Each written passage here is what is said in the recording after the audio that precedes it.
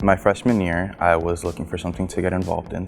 It was my first year here at MHS, and I decided to join Beginners Animal Club. And my first day here, I decided that I had a real passion for it, and eventually I joined Advanced Animal Club, Sheep Club, then I became an intern here at the Animal Center. This experience here is one of the greatest things that I could acquire here at MHS. It's definitely something that I'm going to cherish for the rest of my life. It sets me up for my future because since my career pathway is in culinary, I am able to take from the environment and use all of its resources to create food.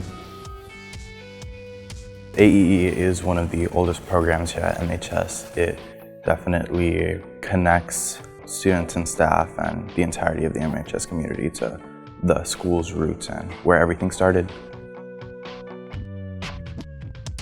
I think that Milton Hershey would be very happy and proud to see that his school has grown and developed a very strong program involving agriculture. AEE not only teaches you about how to raise livestock, but it also teaches you relationship skills, leadership skills, which becoming my greatest self, that would be one of the largest parts.